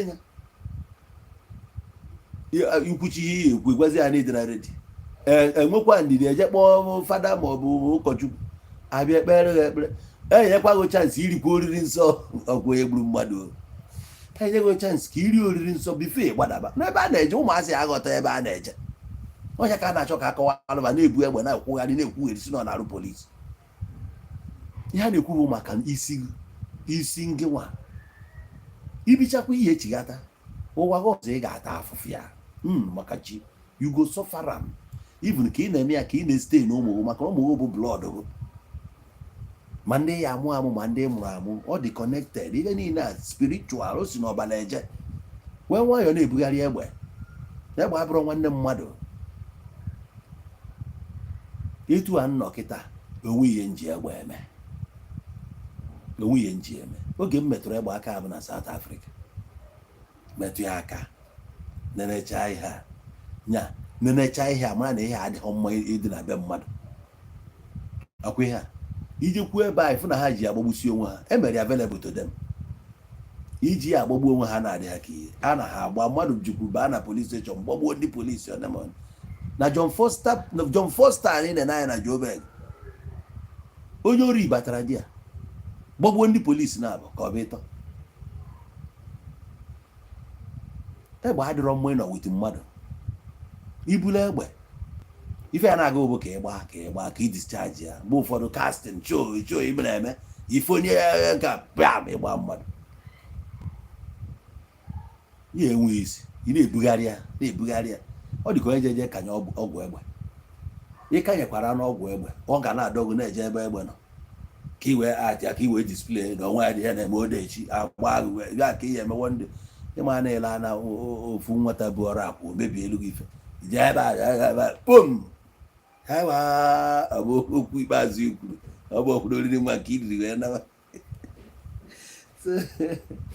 ndị uwe ojii ya niile ịbụ ya prọfeshọnal abụghị mụnwa ka ọ dịrị ịkụziri gị ọrụ bụ mana ị maara ọfụma na onye nwụrụ anwụ anwụgo anụ ọ ga-adị too bad na-akọrọ ya n'isi gị na mgbe ọ na-arụ polisi na ọ gbagburu onye nwa o nwere ka dị akụkọ dị o nwere ndị lụcha polisi ha gbagbuo mmadụ ọ dị na dia rekọd mana nke gị na-erụchara polisi mgbe ọ na-alụ polisi ọ nwere na o nwere onye ọ gbagburu mgbe ahụ ndị obodo ahụ wee maka na e nwere retribushọn ọ bụkwa nwanne m ka i gburu ihe a na free ihe sokwara gọọmenti kpee anya kpegide ya kpechaa anya you no go free n'aka mmụnwa onye ọbụla nwekwa ka o si eme gọọmenti gwachakwa m ma ekwetakwa nke gọọmenti maka na gọọmenti gwakwara ha agwa n'oge nga egbu na mmadụ mana ejụrụ ajụ ije gbuo mmadụ. So gọọmenti yọkwa m mma ekwe mana ọ ma mmemekwa nke a dị m n'obi agodua. So to be on the safe side na ọlụ onwe ka nna ọlụ onwe m onwe ihe ọjọọ m mere gwa nna m mere ihe ọjọọ ọ gwara ntị niile place m under arrest. Arrest me, I will follow you to the station. And I ruo station iwuru okwu a weji ya na court, let's go to the court and decide it. Mana Nigeria ada alụ ọrụ, that's why na-ekwusikwe ihe ọzọ eme court discharge MNK mana MNK ka nọkwa ebe ọ nọ. So nke ahụ elo ngosiri anyị na the court Nigeria ada alụ ọrụ because ọ bụrụ na institute nwere ike disobey the court kwesịrị ime something ngosi that anyị nwere right. So gosi kịta na court enwekwuru power ife i pronounce golu ka ndị ọzọ bụ polisi maka DSS bụ polisi ikpogide State Security Service SSS ọ ka bụ polisi ọha nwezi power karịa the court. So anyị na-enye anyị afọ na the political and onwegodu ka o si dị ị na-anya fụ na the South East governors onwe onye na-eti ihe ọnụ. So ifu na ihe ọbụla na-eme si n'aka side ahụ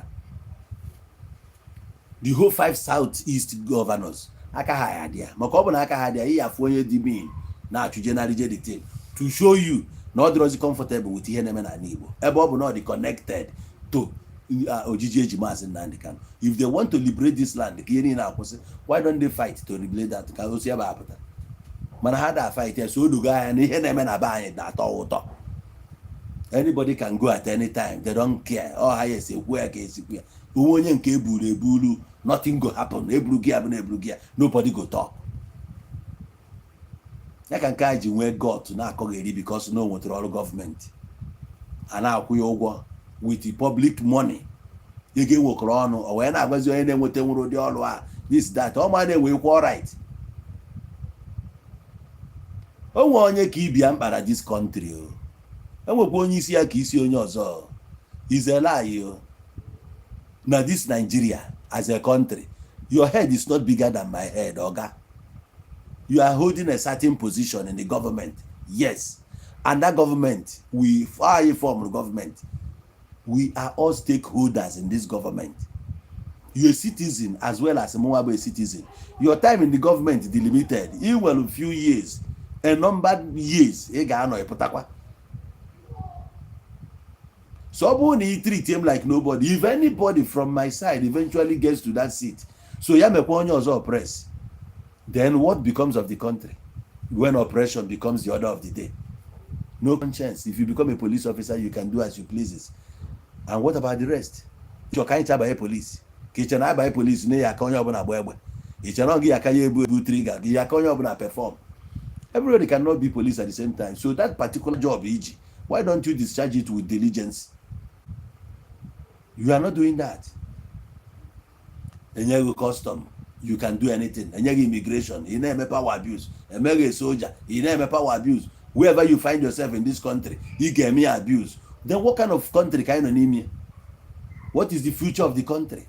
Some people will claim to be Igbo money. Once Faba into seat of power, if have monsters, just like this guy. You look at him, you think no, yeah, Igbo money. It will according to the pastors. People know that revered positions, thinking that that their office prove for humanity. Or push you for humanity. If you know otherwise, the country is heading to doom. No, but we don't need doom, give doom already. People are just living in denial here. People are claiming to be this and that when they are not. And the moment the soul of the guy rest, all the possible, let the soul return.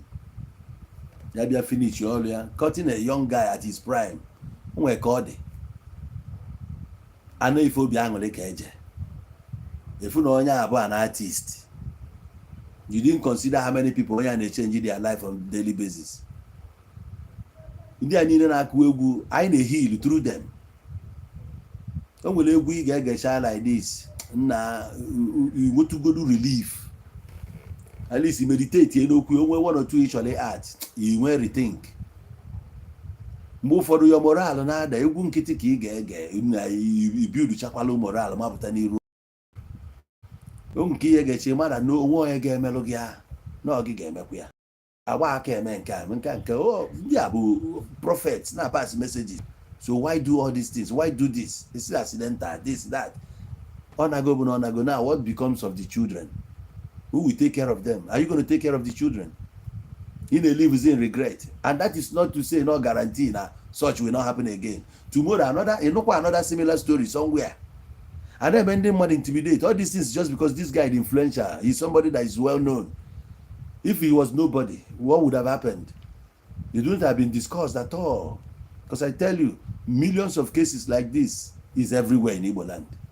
So many families has counted losses in the hands of the Nigerian police force, and yet nothing is happening. You go to court where they have endless cases, adjournment upon adjournment, for detention without no trial every day. So different stories in a country like this.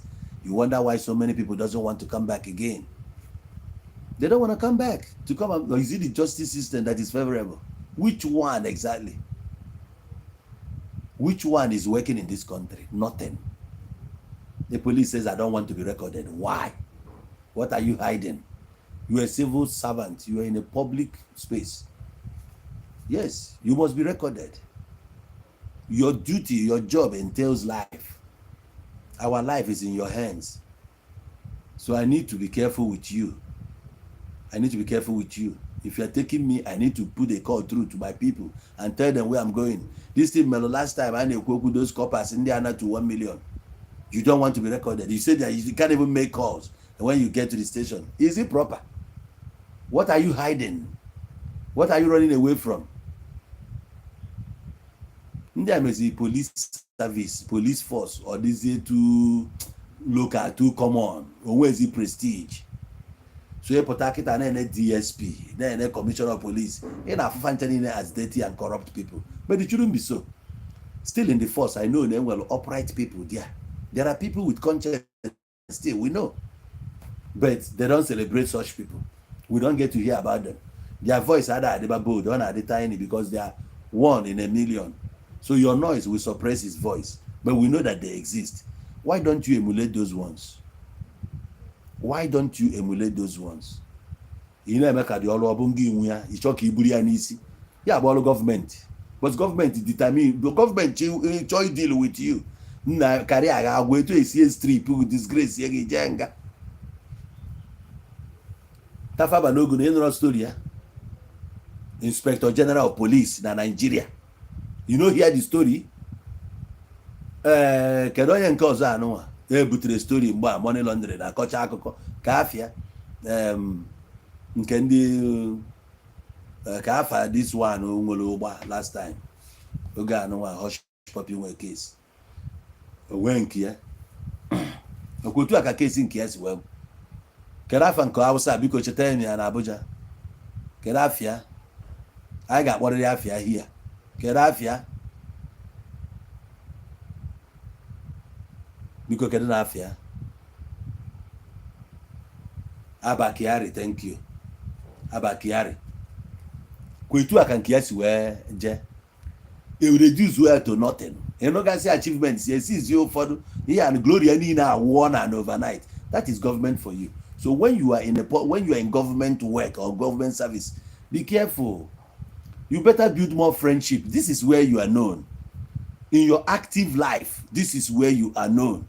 As a policeman, a young police officer, you will ever be remembered as a policeman. And this is when you need to make friends. Because at time comes when you will no longer be in this service. And then you needed those friends you made then. People that will come closer to you because of the legacy you built, because of the memories of your past. They are willing to be around you here now. Time comes when nobody wants to associate with you. People looks at you and they know you're a very wicked person. I know of a custom officer in Lagos in the early 90s. When I arrived in Lagos in 1990, my uncle told me about this man, because this one man, every time you see him, he keeps walking up and down, morning, afternoon, night. He keeps walking, begging people for money. So my uncle told me about this man. He said this man was rich before, that he was a custom officer in the border, Cotonou axis, that Badagry. He seized somebody's goods. And then what happened? This guy came for his goods. Like he came begging. This man siphoned this guy of all his money. kept telling him, bring this, bring that. After a while, the guy was bankrupted. And this man still refused to release those goods. It was auctioned. So that guy now said, okay, that the thing is that this man has determined to send him back to the village, or even to be begging for food. For that reason, that he himself will beg for food. Then he traveled. That's how, who knows what he did. It affected this man here. And that man resigned because he went crazy. He began to beg. Begging anybody, even children, in the streets. He will follow you until he gets tired. When you are tired of you, or maybe you have gone into your house, he will turn back again and continued. Because that man said that's exactly what he wished him. He wanted him to be a beggar in Lagos for that reason, that he too would beg for food. He went and did whatever he did, and that was it. So many people knows you. If you think they don't know you, whatever you do now, your story will be out there. So when you are no longer active in your police service and you are old or you're aged, what do you think will become of you? Or you think your village people doesn't know your story? Nobody will want to get close to you. That's if you can get to that stage. Because some of you can get killed along the way, maybe by sickness, or anything can happen to you. Now your children, do you even think that one day you become a father? These are the reasons why you take it easy on people. Don't rough handle people. You don't know their problems. So many people are seeing huge problems. Some people are even walking with their urine bags attached to their body. They don't urinate normally like people now. It's them connected by the pipe. So when they get to a certain position, they open up, throw away the urine, they plug it back. Now, by the time you are offending this person, what do you expect? You definitely want him dead. So many people are living on medications. Some people have high BP. A little thing like that can send them to the other side. And it will be in your account as a policeman. That's why you have to discharge your duty with carefulness. Anybody that is, the day police came to arrest me in my father's house, it happens to be that it's my father that sent them. I saw this policeman. I suspected him because I saw his shoes. He came into my house. The place was dark. So I was taking my shower. I saw him walking. Then I called out. Then he had to come into the house. So when he came, I was so angry that this guy came. He was looking for me. Everywhere was dark then. So I asked him, "Who are you?" He laughed. He said his name. I was like, and then how may I help you? First of all, go out. I haven't ordered you in. I haven't even ushered you or welcomed you. Out. He now said he's a policeman. And so he said he came to arrest me. You came to arrest me. So what's my crime? He said that my father came to their station, that he was the one that is making case against me. I was like, oh, that? Okay, fine. Can you wait for me here? He waited. I went in and dressed up, collected my bike key. I came out. I locked the house. I told him, let's go. Do you want to join me? Or the other one said I should come and join him. I said, no ways. Let's drive. Let's go with mine. Two of you can even sit behind me. Let's go. I am past that you come to arrest me, and I'll be saying, no, I'm not going. Hey, I'm a big boy. Enter. So one of them climbed, and then we went to the station. Because I know I don't have a case. Even before I left, I told my dad, you see, as I'm leaving now, if I waste more than 1 hour in that station, count me out as your child. My crime was that I refused to open a door for him. He rented a room without telling the family that he's renting a room out. Meanwhile, the owner of that room didn't even know that he's renting it out. So I now said, okay, let's go. We went there and they opened up and told me that this was my what. They said I should write statement. I started laughing. So I told them my own version of it. So one policeman came out. He saw me and said, what are you doing here? I said, it's my father. He said, what did I? He was asking me what I did. I told him, he said, oh, is that your father? I said, yes. Is that your father? I said, yes. He went out and saw my dad. He asked my father, is this your son? My father said, yes. He said, this one we are watching on TV. Is this one your son? My father said, yes, it's his son. It's okay. What did he do? Room, he must go and open the key. And I told the policeman, opening a key is not a problem. This is a family issue we would have settled at home. He brought the matter to police. Now in that room, the contents of that room belongs to his first son, which is in social place. So that one needs to know what is going on. The policeman said, take your son, go home, go and settle with your family. So when we are coming, I was laughing at my father because I told him I would stay more than 1 hour here. I was like, did it last up to 30 minutes? Yeah. He was telling the policeman, you tell him to go open the door. I told the policeman, before I get there, the door is open. He came, he says, he wants to climb my back. I was like, hey, go to the police. So, I'm saying this to say, I don't see any reason why I should resist arrest. So long you are taking me to station, I'm not resisting. We go there wholeheartedly.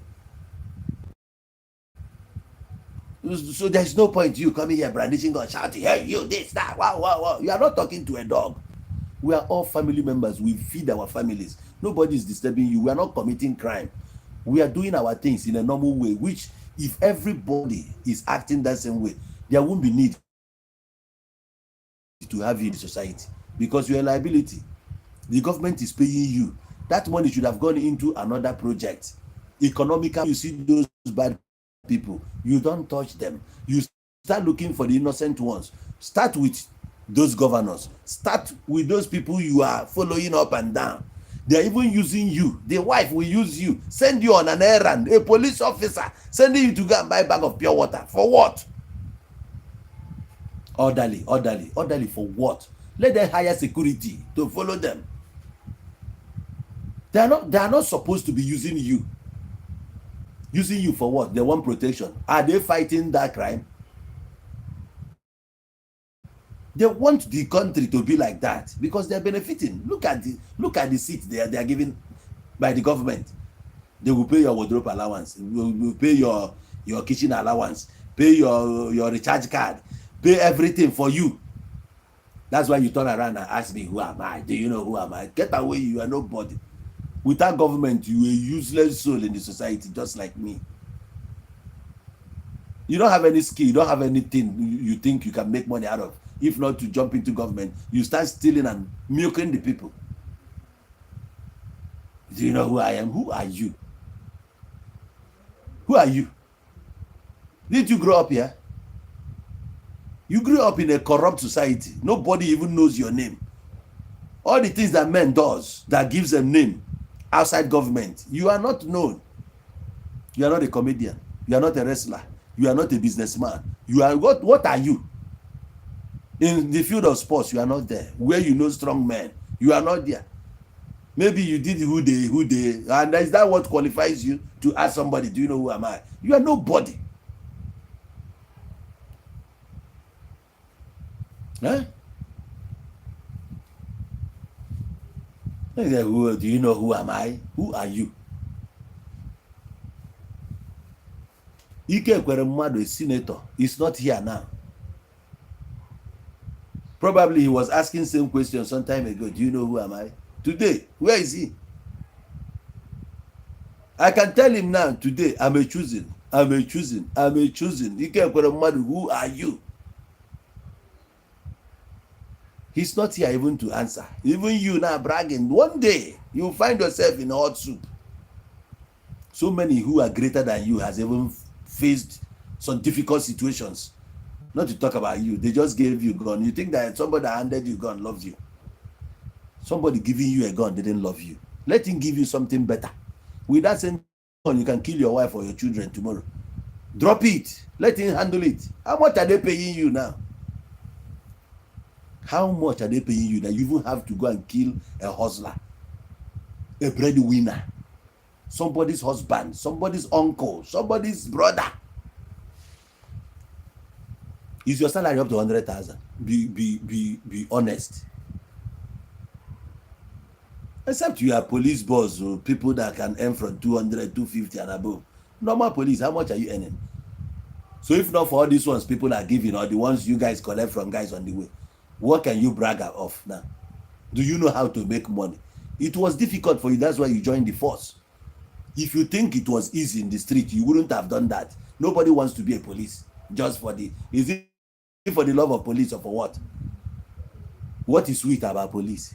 That in the morning your life is scheduled. You must go in the morning. You keep. I was a brigade officer.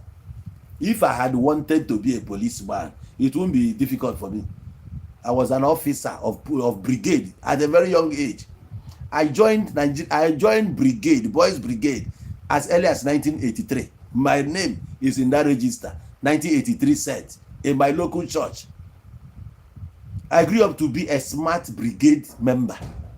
I was a brigade member in Onitsha, in St. Andrews, in Christ Church, though it was short time anyway.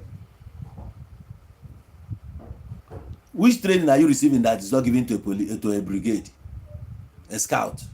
Which training? Even brigade members are even smarter than you. You see a police officer with protruded tummy. You see a policeman staggering, 60 years old. No, come on, man. I don't see anything attractive in that police. And you are doing this, killing people. You are doing it for government. Who is heading the government? How pure is that person in fighting corruption? What is that person doing in fighting corruption? Yes, tell me. The one heading the country, somebody that doesn't even have certificate, the one he provided, there's no guarantee, nobody is sure of it. You tell us your school, he couldn't provide us the name of his school. Is that same person, and he has a double identity. Even his age was falsified, and you are not placing him under arrest. You are not even doing anything. Look at the kind of elections we are having. Even the recent presidential election, what did you do about it? Who did you hold accountable? What about the INEC chairman? What did you do about him? You did nothing. It's only when it comes to poor masses, that's when you start flooding power. Why? Is this not wickedness?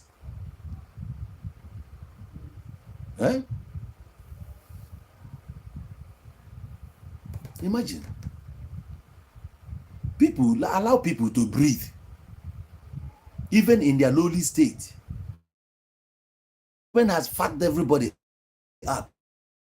Even you are joining about you. Even the force with you, once they know you're a policeman, they see you as a traitor. They see you as, because the way you look at people, everybody is a suspect to you. When you look at somebody, immediately you come across anybody, that person is a suspect. What kind of life is that? Discharge your duty diligently. Put love first. Humanity. When somebody commits, arrest, prosecute, fine. Let that person go and face the event. Put it in place.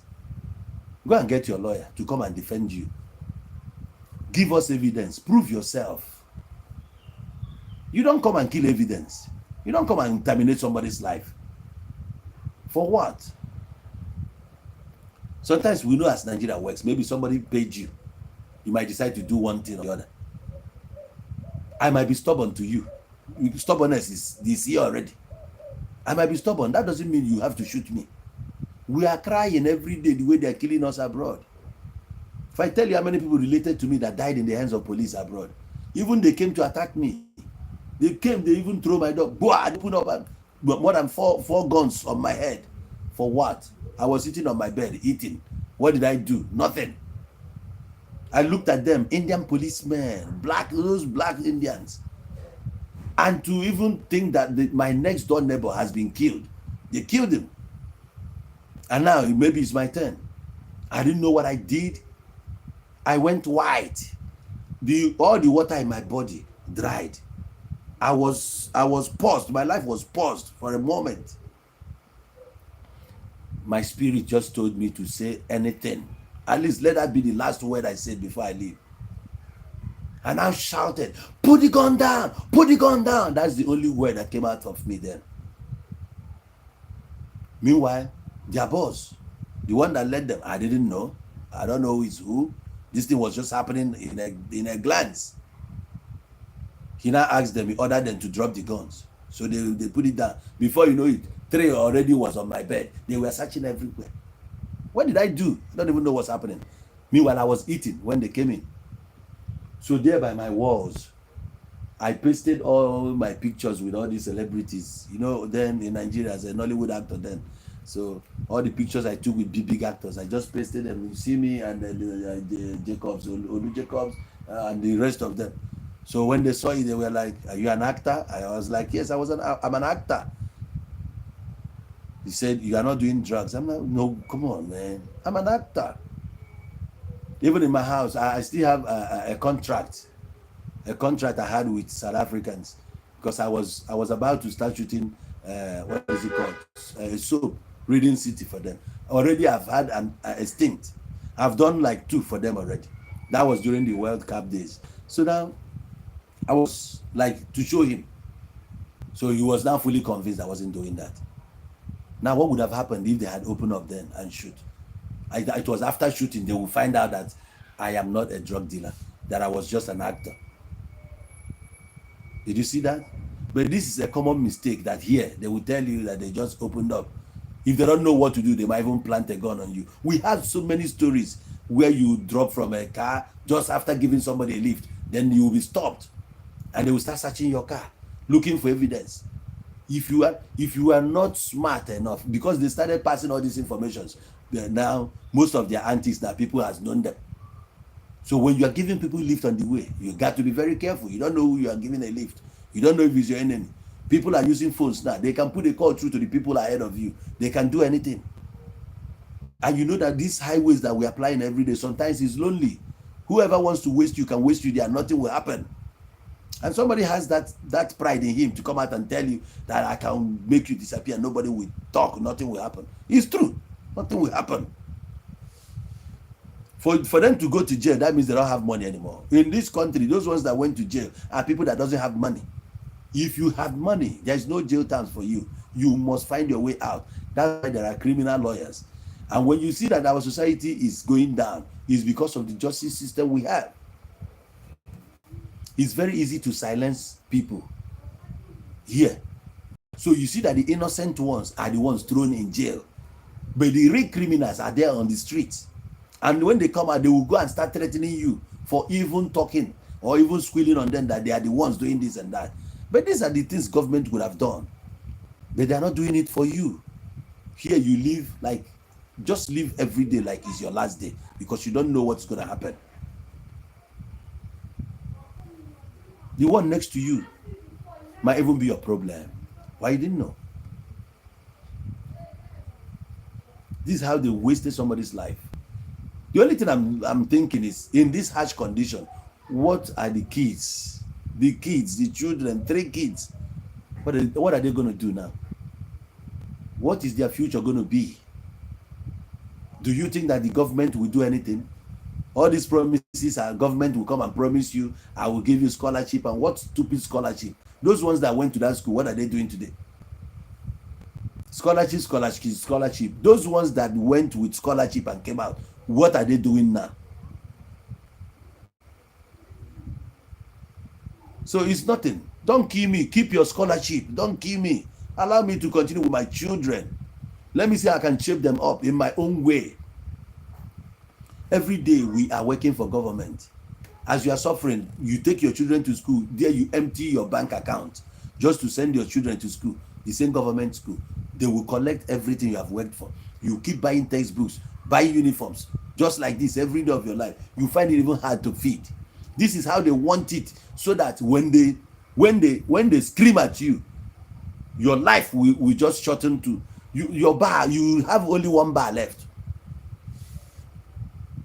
Imagine a member of House of Rep that I doesn't know exists, who has never touched my life in any way, who don't know how I survive in this current dispensation, will start bragging, asking me if I know who he is, as if I care to know who you are.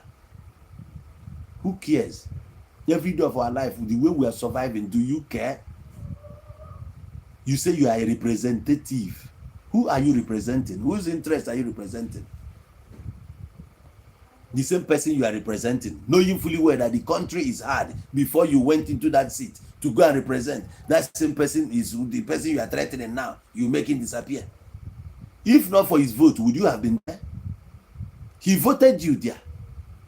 Today you are asking him, Before you got that vote, why didn't you talk like that? Let's see if you get in that place.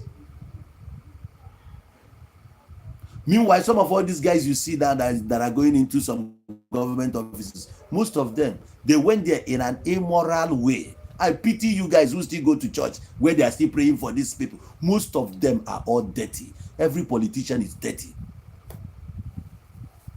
That's why when you are saying things that touches them, they will come at you. Most of them are dirty. They've destroyed lives before they get to that position. Some of them, they slept with their fellow men before they get to that position. Some of them, they went and slept in a shrine. They have done a lot of abominable things before they get to that seat. These are the same person or the same people you tell me in the church, let us pray for. Onye ebere nnemelo bụ ezi na-eku n'esi na ya na-eje church. Je dona na ebe a na-akọgheri. When he likes, he comes to church. And the day he will come, the church will wear a new look. Hypocrites everywhere. They will even give him a better position to sit, a front seat. They will change the sermon for him. Everything will be special for who? And when a poor man dies, they don't even come. And when the rich dies, you tell me, you even drive me away from the church to contain rich, rotten eggs in our society.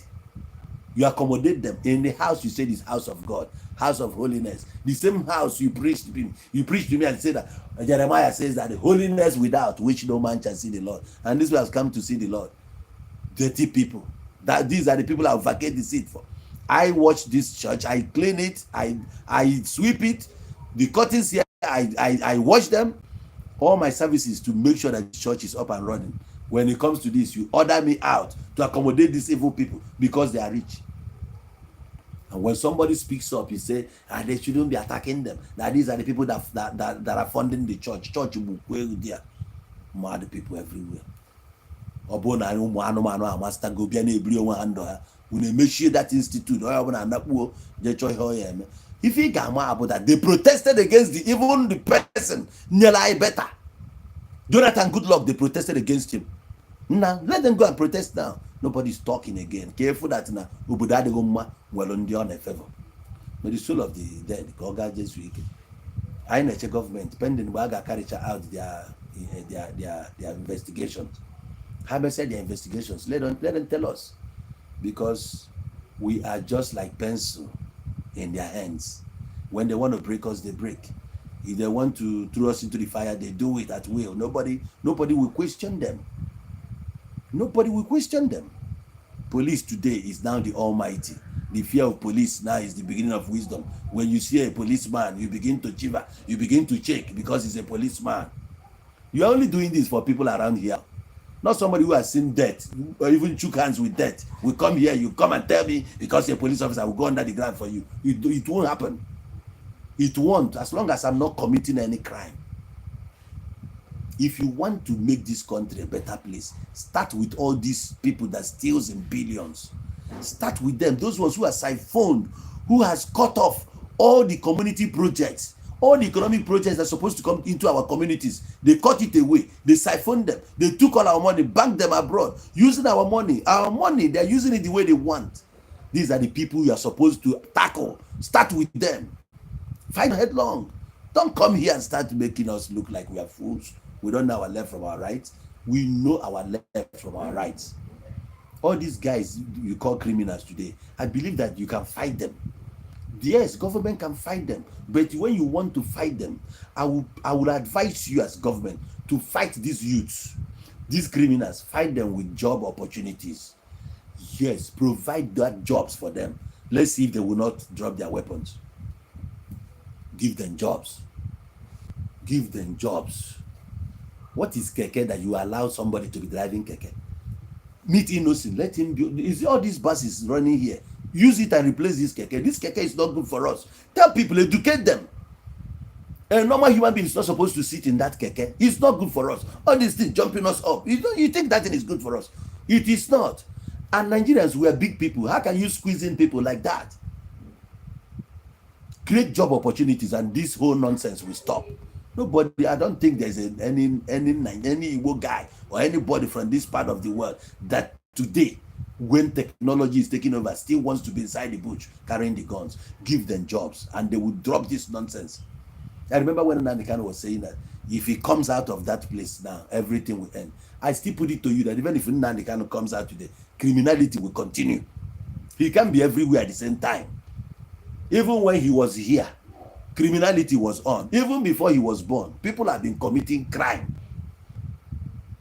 I think the only thing that can reduce this nonsense is providing jobs for everyone. So many ways government can provide the job for people. So many ways without spending much. The other day, governor was saying we don't know what is development, as if we are all fools. He that knows what is development, we had seen the pace, we had seen how it's developing. These people see us like we are just animals. But it's good anyway. This is where I'm bringing it to an end. Thank you very much. Take care of yourselves until we see again this evening. Sharp. God help us all.